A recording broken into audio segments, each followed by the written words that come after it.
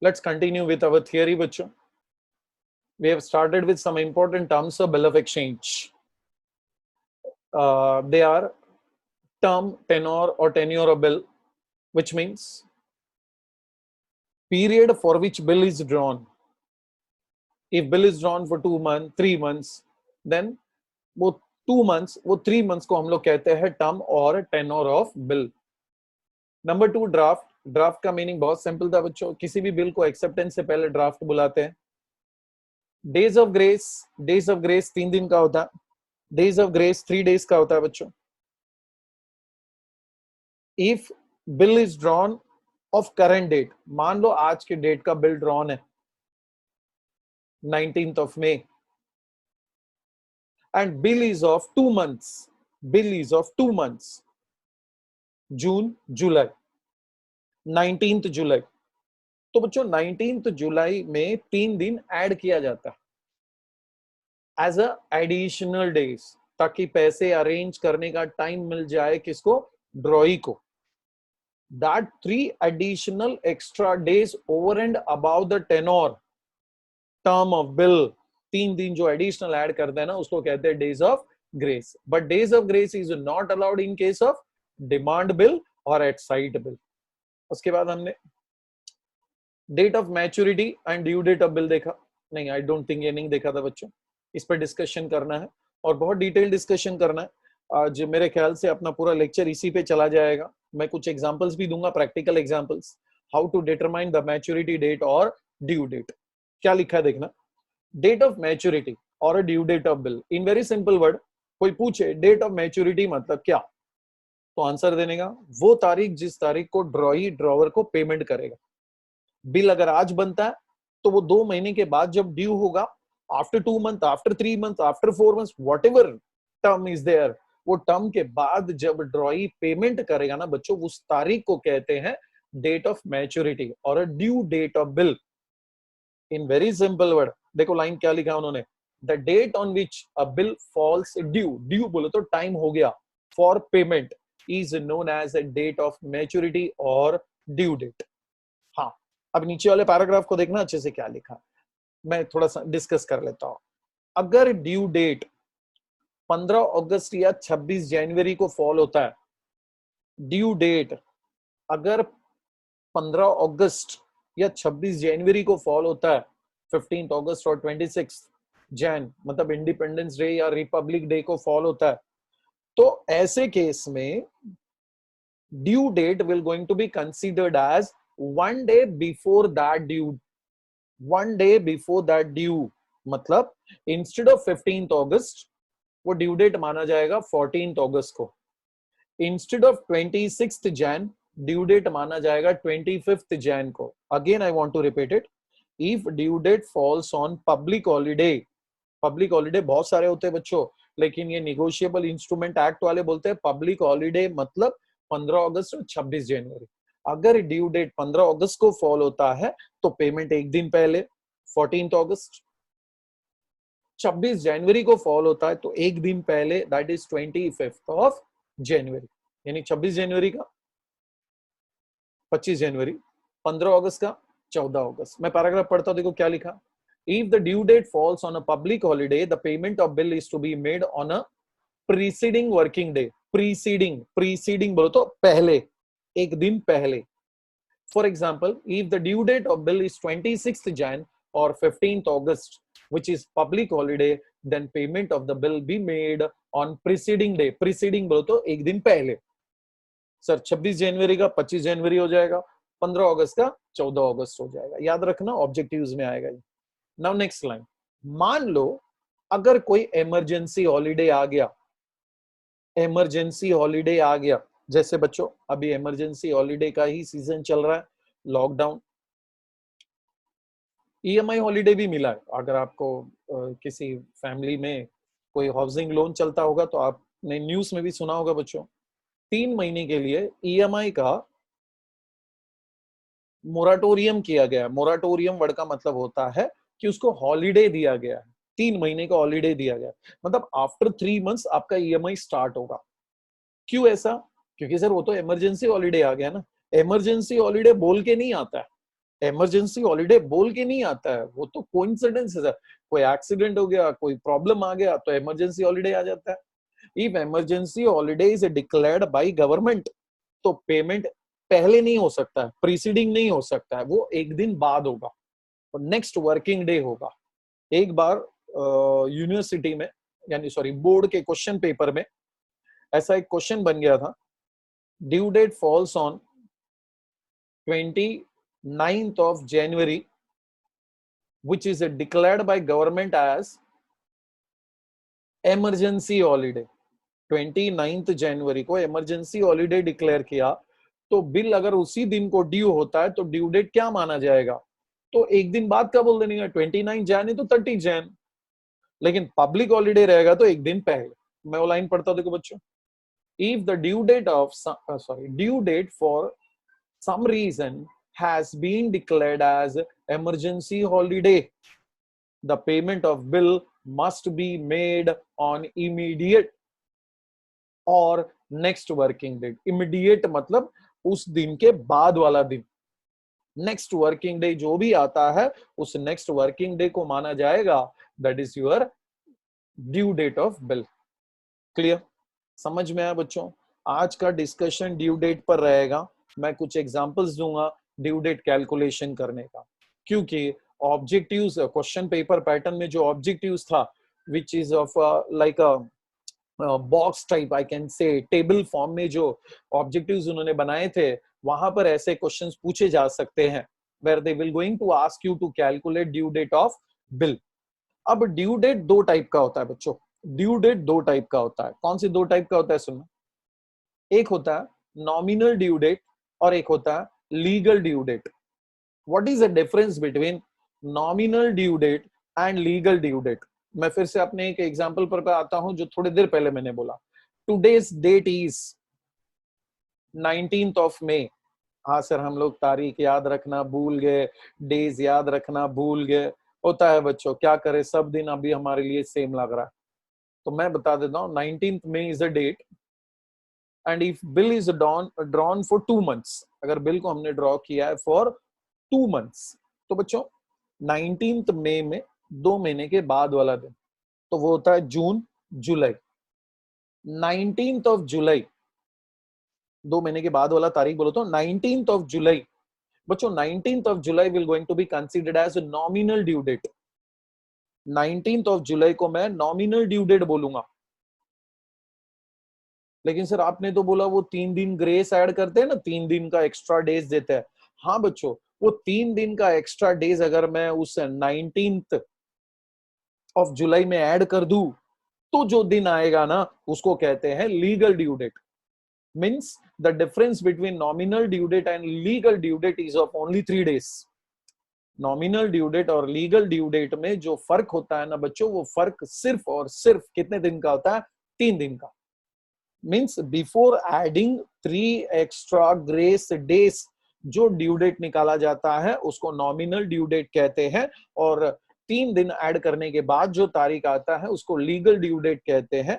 For example sir, exam में हमको सिर्फ इतना पूछा, calculate due date, they did not mention that nominal निकालो या लीगल, तो हमेशा लीगल निकालने का, हमेशा लीगल ड्यू डेट निकालना रहता है बच्चों। नॉमिनल तो खाली समझने के लिए, if nothing is given in question and they have just said you कि calculate due date, means it should be legal due date। okay, चलो मैंने उधर nominal due date का लाइन पढ़ता हूं। date which is calculated without adding days of grace to the period of bill is known as a nominal due date। means आप 3 दिन extra days add मत करो, 3 दिन एक्स्ट्रा डेज ऐड मत करो। पीरियड ऑफ बिल ऐड करने के बाद जो भी तारीख आएगा उसको हम लोग बोलेंगे that is a nominal due date. What is illegal due date? What is illegal due date? आगे देखना क्या लिखा है।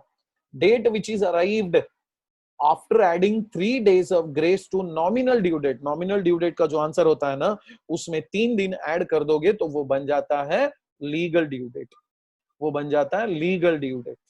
ओके, तो let's deal with some examples where we have to calculate nominal due date क्या होता है और लीगल ड्यू डेट क्या होता है। चलो देखते हैं बच्चों कुछ examples. Date of bill, term of bill, nominal due date and legal due date. मैंने ऐसे 4 कॉलम बना दिया। एग्जांपल लेता हूं आपके सामने। Date of bill 12th of January, term of bill 3 months। फटाफट कैलकुलेशन कर लेते हैं बच्चों। 12th Jan को बिल ड्रॉ हुआ था और टर्म है 3 months का, तो आप फिंगर काउंटिंग कर सकते हो, फिंगर काउंटिंग कर सकते हो। बराबर, ध्यान देना जरा। जनवरी के बाद 3 months ऐड करना है आपको, फरवरी, मार्च, अप्रैल, 12 अप्रैल। गैप किस किस के बीच का बोल रहा हूं मैं? 12th जनवरी में 3 months ऐड करना है, जैन में 3 months ऐड करना है, जैन में 3 months ऐड करना है।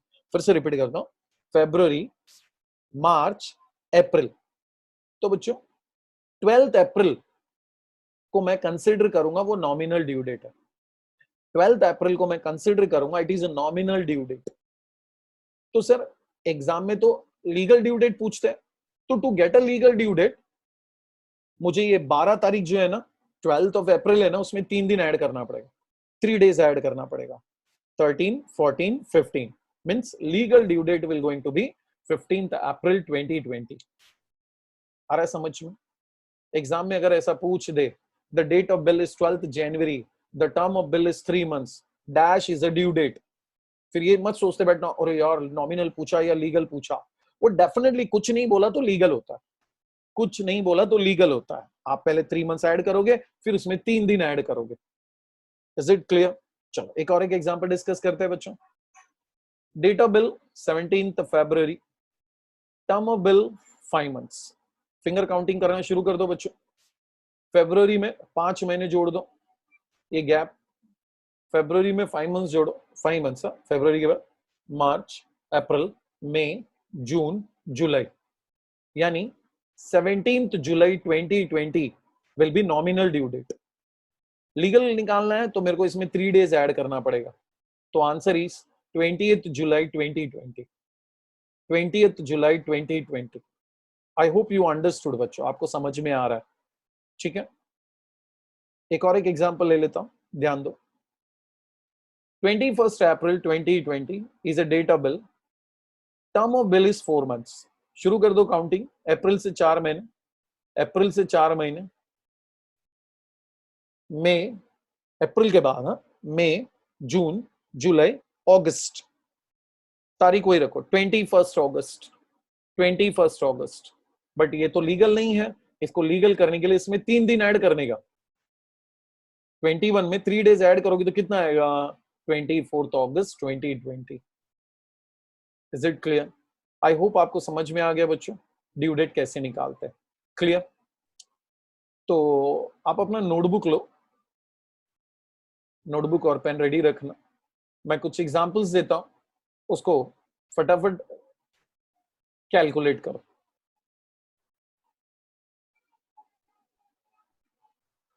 हेडिंग दो calculation of nominal due date and legal due date.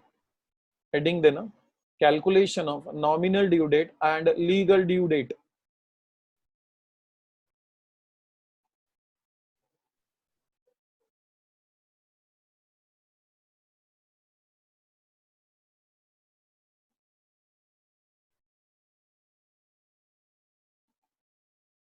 उसके बाद कुछ कॉलम्स रखो,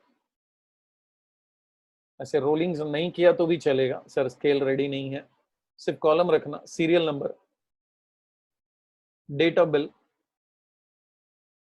term of bill, nominal due date,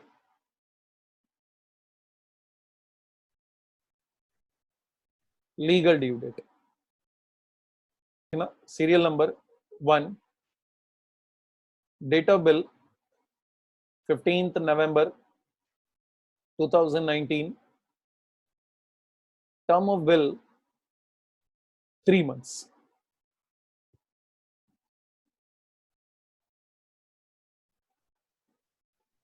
जिसको पूछूंगा वही आंसर देगा बच्चों। बोलो हर्ष, क्या आएगा नॉमिनल ड्यू डेट बेटा? 15 February 2019। 15th February 2019 कैसे आएगा बेटा? नवंबर महीना खत्म हो जाएगा ना, हाँ दिसंबर अरे 2020 2020 आएगा। 15th February 2020। Legal due date बोलो क्या आएगा? 18 February 18 February 2020 है। ठीक है, चल वेरी गुड। आप म्यूट कर दो वापस से उसको। Next example, date of bill is 10th October 2019, term of bill 4 months, term of bill 4 months। आप कैलकुलेट करके रखो, मैं पूछता हूं कौन है वो लकी। सुलेखा? हाँ सर। हाँ बोल बेटा, नॉमिनल ड्यू डेट क्या आएगा इसका? 10th Feb 2020। 10th February 2020 बराबर है, करेक्ट है। And legal due date 13th Feb 2020। 13th Feb 2020। Very good बेटा। चलो नेक्स्ट एग्जांपल, जिसका हो गया वो म्यूट कर लेना बच्चों। उसके बाद है 7th March 2019, term of bill 2 months, term of bill 2 months। लिख लो इसको।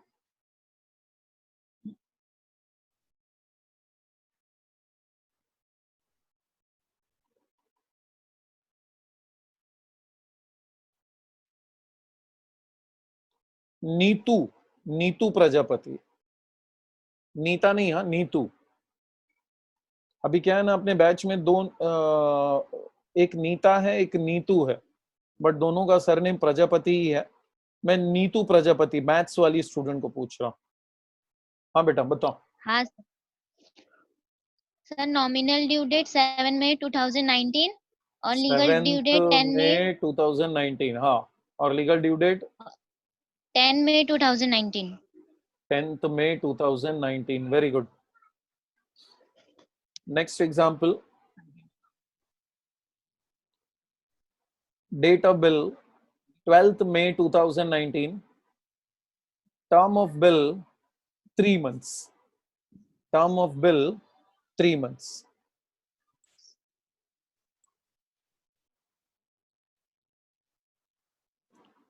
सोनम गुप्ता,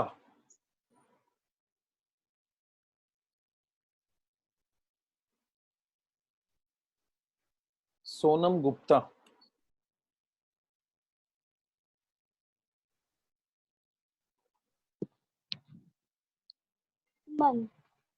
बोलो बेटा। 12th में।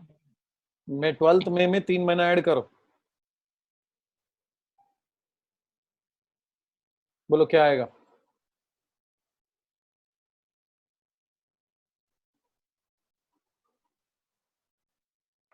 It's 12th of May। आप उसमें 3 months ऐड करते हो। हेलो। हाँ बोल बेटा।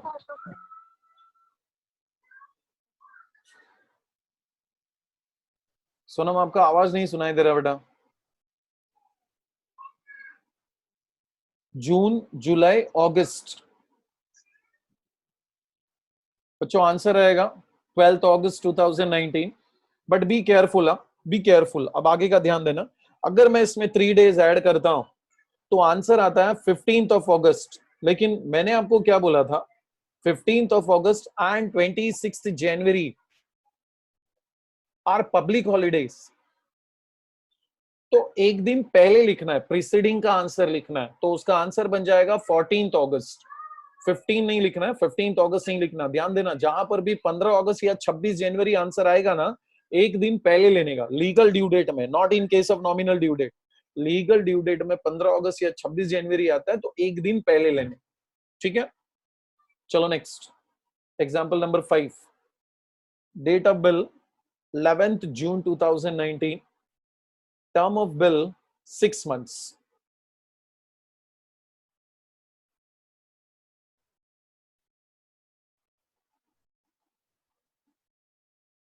इलेवेंथ जून में 6 मंथ्स ऐड कर लेना। अब इसका आंसर बताएंगे सुमन। सुमन अवेलेबल है सेशन में? हाँ सर। हाँ बेटा बोल।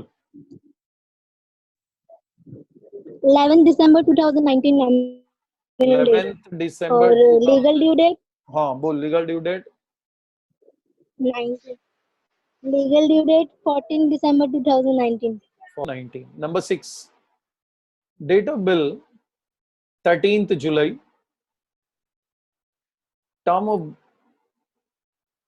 Term of bill 3 months। Term of bill 3 months।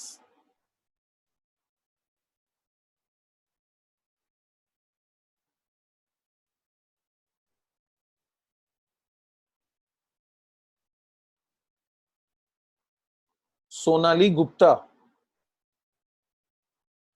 Yes sir. हाँ बोल बेटा। 13 अक्टूबर 2019 नॉमिनल ड्यू डेट। हाँ एंड लीगल ड्यू डेट 16 अक्टूबर 2019। 16th October 2019। वेरी गुड बेटा। Next date of bill is 23rd November 2019। Term of bill is 2 months। Term of bill is 2 months।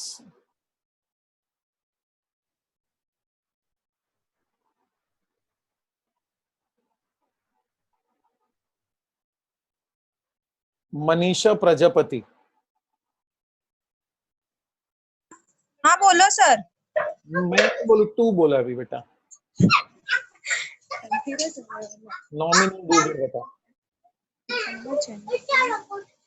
23rd January 2020। हुआ ना 7th भी हुआ।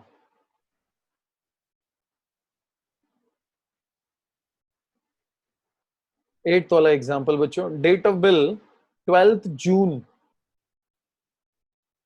Term of bill 2 months। Term of bill 2 months। अभी मुस्कान। जी sir. हाँ बोल बेटा। Nominal due date क्या आएगा बेटा? 12 अगस्त 2019। 12th August 2019 बरोबर है। लीगल ड्यू डेट बता क्या आएगा? 14 अगस्त 2019। Very good. 15 अगस्त नहीं लिखने का, 14th August 2019 आएगा। 15 नहीं बोलने का, 15 अगस्त नहीं बोलना है। Okay very good. Yes sir. Next 9th example. Date of bill 17 September 2019। Term of bill 5 months। Term of bill 5 months।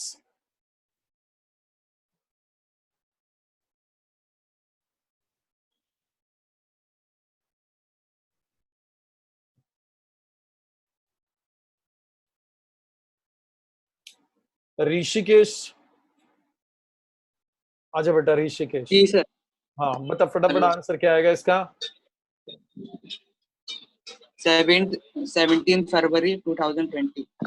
17 February 2020। ओके। 20 लीगल ड्यू डेट 22 फरवरी 2020। 2 क्यों जाएगा बेटा? 20 तारीख है 20th। हाँ हाँ 20th February 2020। ठीक है very good. Next example number 10।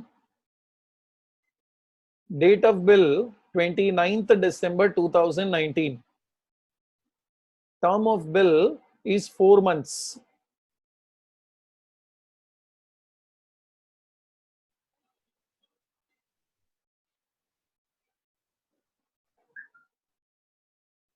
खुशी। खुशी है इस सेशन में है कि नहीं है? खुशी। नीता जी। सबमिट। खुशी म्यूट कर लो। नीता। Yes sir। हाँ बेटा बोलो क्या आंसर आएगा इसका? Nominal date 29 April 2019. No 2020। Sorry, 2020. हाँ, और उसके बाद लीगल ड्यू डेट क्या आएगा? 1st May 2020. फर्स्ट में फर्स्ट आएगा कि सेकंड आएगा बेटा? अप्रैल में कितने दिन होते हैं? 30. हाँ 30। Sorry, सेकंड में आएगा ना? ठीक है, याद रख, वो ये भी जरा बातें याद रखो। मैं सब एक बार बता देता हूँ, सुन लो बच्चों, सबके सामने रिपीट करता हूँ। साल में 2 बार ऐसा होता है कि कंसेक्यूटिवली मंथ में 31 डेज आता है। वो कभी होता है? जुलाई और अगस्त 31। उसके बाद दिसंबर एंड जनवरी 31। हम लोग डिस्कस कर लेते हैं। जनवरी 31, फरवरी 28, लेकिन लीप ईयर होगा तो 29, मार्च 31, अप्रैल 30, मई 31, जून 30, जुलाई 31, अगस्त 31, सितंबर 30, अक्टूबर 31, नवंबर 30, दिसंबर 31, जनवरी भी 31। याद रखना, गड़बड़ नहीं होना चाहिए। अगर आपको ऐसा लगता है सर मैं कंफ्यूज हो जाती हूँ या हो जाता हूँ, तो अपने नोटबुक में एक बार लिख के लो, क्योंकि वो सम करते तो बहुत काम आता है वो। चलो नेक्स्ट एग्जांपल कर लेते हैं। 12th of Jan, 5 months।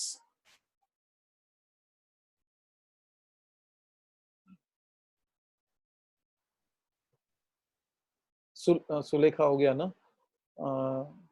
Mansi. हाँ सर। हाँ बड़ा बोल, उत्तर बोल। का है स्नर? 12 जून 2019। 12th June 2019 बरोबर है। आणि लीगल ड्यू डेट काय असणार? 15 जून 2019। ओके, वेरी गुड, बरोबर है। तो बच्चों मैंने टोटल 11 एग्जांपल्स आपके सामने लिए, लेकिन इसमें टर्म ऑफ बिल जो है ना वो मंथ में है, कभी कभी डेज में आ जाता है, 30 डेज 45 डेज। तो लीगल ड्यू डेट और नॉमिनल ड्यू डेट कैसे निकालना है वो हम लोग डिस्कस कर। एग्जाम्पल है आपके सामने। Date of bill 14th March 2020। Term of bill 45 days. Month में दिया रहता है तो डायरेक्टली मंथ में ऐड कर देते हो और 3 दिन ऐड करते हो बच्चों। बट यहां पर ड्यू डेट का कैलकुलेशन कैसा होना चाहिए वो जरा ध्यान से देखना। क्या करना मालूम है? मार्च के 14 डेज जो खत्म हो गए उसमें आपको 45 डेज ऐड करना है। तो मैं मार्च का 14 और 45 पहले ऐड कर लेता हूं। 14 प्लस 45 टोटल इज 59। आपने मार्च का 14 डेज भी ऐड कर दिया, मतलब मार्च का काउंटिंग 0 से शुरू होगा। मैं क्या बोल रहा हूं फिर से सुनना। Since in 45 days you have made a total of that 14 days, therefore मार्च का कैलकुलेशन 0 से स्टार्ट होगा। तो उस पूरे टोटल 59 में पहले मार्च का पूरा दिन माइनस होगा। सर अगर मार्च का पूरा दिन माइनस होता है, टोटल देखो 59 में मैंने मार्च 31 माइनस कर दिया, तो माइनस करने के बाद जो रिजल्ट है दैट इज 28, यानी मार्च पूरा माइनस हो गया। तो रिमेनिंग डेज कितना? 28 डेज। अब इस 28 पूरा का पूरा डे किसको बिलोंग करेगा? नेक्स्ट मंथ को, मार्च के बाद वाले मंथ को। तो मार्च के बाद वाला मंथ कौन सा है? अप्रैल है। तो मैं बोल सकता हूं कि नॉमिनल ड्यू डेट इज 28 अप्रैल। बच्चों नॉमिनल ड्यू डेट आएगा 28 अप्रैल। तो लीगल ड्यू डेट निकालने के लिए मुझे क्या करना होगा? सर आप उसमें 3 दिन ऐड कर दो। तो नीचे लिखा देखो लीगल ड्यू डेट 1 में। आपको ये एग्जांपल समझने होंगे बच्चों, क्योंकि कभी कभी डेज में भी दिया रहता है, डायरेक्ट मंथ में दिया तो it's very easy to do that calculation. कुछ करना ही नहीं पड़ता, फिंगर काउंटिंग से काम हो जाता है। लेकिन मैं चाहिए तो फिर से एक बार ये रिपीट करता हूँ बच्चों, ध्यान देना। आपको करना क्या है मालूम है? मार्च, एक्चुअली वो सिचुएशन कैसा है समझ लो पहले उसको। मार्च के 14 डेज हो चुके और उसमें 45 डेज ऐड करना है, मतलब 14 मार्च में मेरे को 45 डेज आगे जाना है। तो फिर थोड़ी देर के लिए मैं क्या करता हूँ ना, मार्च का वो 14 जो खत्म हो गया है वो 14 दिन मैं 45 में ऐड कर देता हूँ। सर आपने ऐड क्यों किया? तो मैं चाहता हूं कि मैं मार्च का कैलकुलेशन 0 से शुरू करूं। Therefore, we made a total of 45 plus 14, 59 हो गया वो। तो अभी मैं मार्च का 0 से कैलकुलेशन शुरू करूंगा, यानी मार्च का पूरा दिन माइनस करूंगा। मार्च के पूरे 31 माइनस हो गया, कितने बच गए? 28 दिन। अब ये 28, इसमें अप्रैल माइनस हो सकता है क्या? थोड़ा सोचने का, अप्रैल माइनस हो सकता है क्या? सर अप्रैल के तो 30 दिन होते हैं, it's not possible that we can deduct 30 from there. तो बचे 28 दिन, बचे 28 दिन, ये पूरा किसका होगा? अप्रैल का होगा। Therefore, nominal due date will going to be considered as 28 अप्रैल। उसमें 3 दिन ऐड कर दिया, वो बन गया लीगल ड्यू डेट। चलो एक एग्जांपल और लेता हूं बच्चों आपके सामने।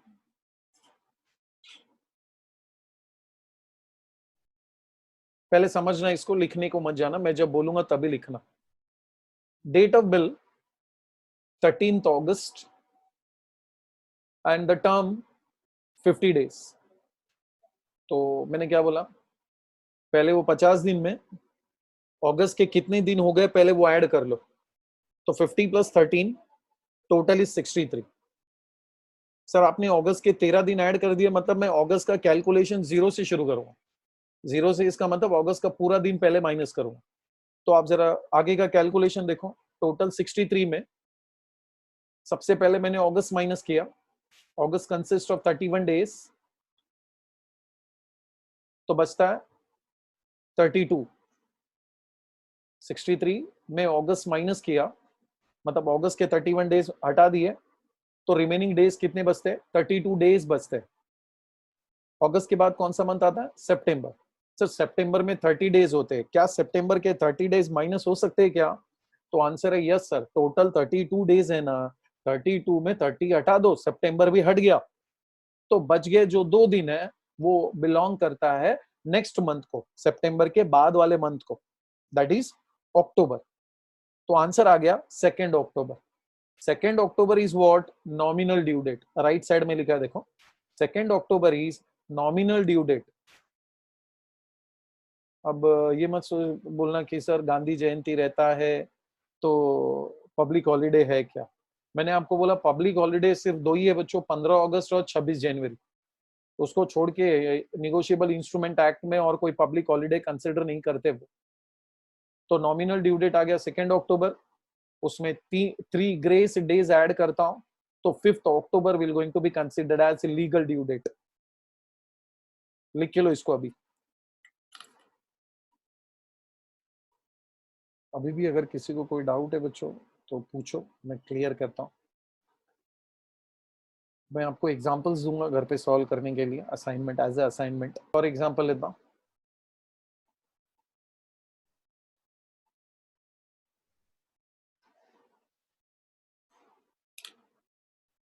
डेट ऑफ बिल 25 मई। लिखना बंद कर दो, सिर्फ ध्यान दो बस। Date of bill 25 May, the term of bill 60 days. मतलब मई के 25 दिन हो गए और उसमें मेरे को 60 डेज ऐड करना। तो फिर मैं क्या करूंगा ना, मई का 25 दिन भी पहले वो 60 में ऐड कर दूंगा। 25 प्लस 60 टोटल 85। अब मई का 25 भी ऐड कर दिया, मतलब मई से काउंटिंग शुरू कर सकते हो आप लोग। आप मंथ का जो डेज ऐड कर देते हो ना, तो उस महीने से डिडक्शन करना शुरू कर देने। तो मई का मैं पहले माइनस कर रहा हूँ। मई कंसिस्ट ऑफ 31 डेज, 85 में 31 माइनस किया तो आंसर आता है 54। मई के बाद नेक्स्ट मंथ होता है जून। जून कंसिस्ट ऑफ 30 डेज, जून का 30 डेज माइनस करता हूं तो आंसर आया 24। हाँ, क्या मैं इसमें जुलाई भी माइनस कर सकता हूँ क्या? सर जुलाई के 31 डेज होते हैं, इट्स नॉट पॉसिबल कि आप उसमें से 31 माइनस कर सकते हो। तो ये जो बचा पूरा 24 है, ये जून के बाद वाले मंथ को बिलोंग करता है। तो जून के बाद वाला मंथ जुलाई है, तो 24 July will going to be nominal due date. फिर उसमें अगर मैं 3 दिन ऐड कर दूं तो वो बन जाएगा legal due date.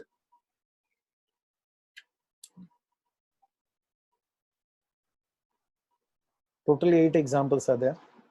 First example लिखो जरा फटाफट, इसमें से 2 मेरे सामने करना, 2 या 3, बाकी